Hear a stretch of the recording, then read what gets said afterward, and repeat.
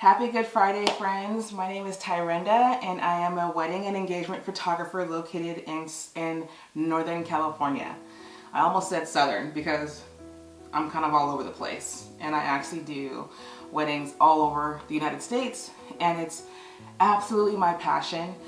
I have been having such a great day today, which seems kind of like a conflict with everything that's been going on in the world right now, but let me kind of walk you through my day. We're gonna do a day in the life on Good Friday. Thanks so much for watching. I hope you guys enjoy.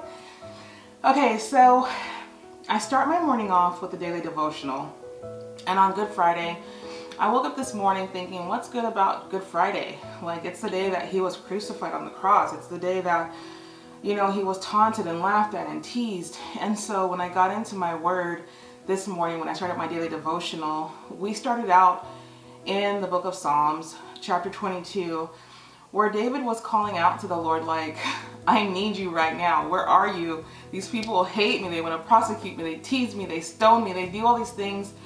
And God's not answering him. And then it talks about in the footnotes how God fulfills every single prophecy of David in the book of Matthew with his persecution and all the things that he goes through as a Christian.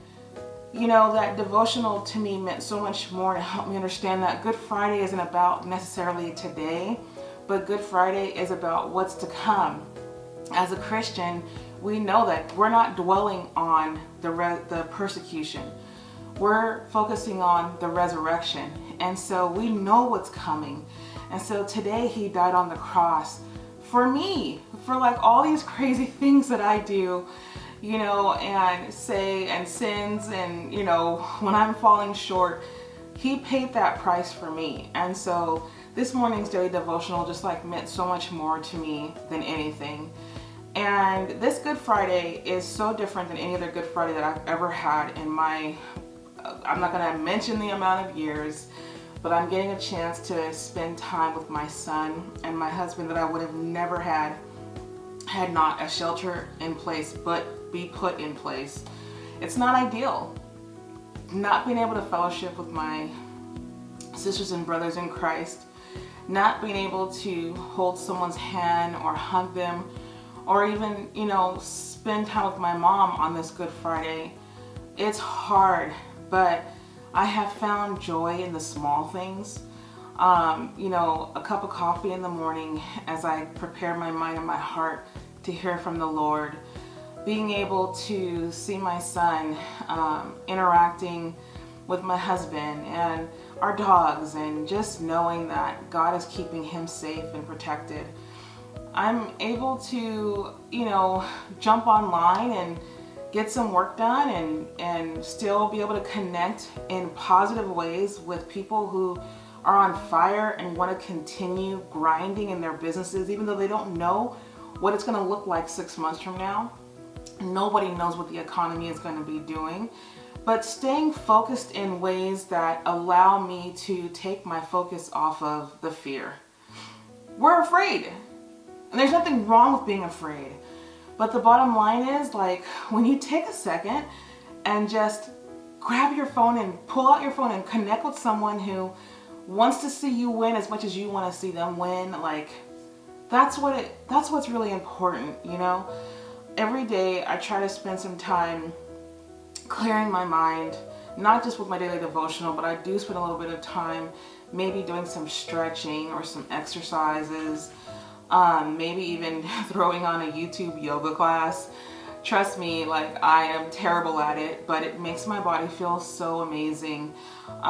Spending time with my husband, even just kind of making jokes and having banter back and forth as he's working. I'm so proud of him that he is learning something new. He's learning to do things online now, and that is something that he's always been a little bit old-fashioned about. But now here he is doing, you know, webinars and all kinds of things, and it's just been really amazing. You know, and my son, I mean, I could just squeeze him so tight, and I just thank God for this time. You know, I feel horrible for him. He lost a track season, and he doesn't know what's going to happen with his football season. but he is truly trying to be a man of God. He's trying to stay in his word. We've talked about our scriptures every day.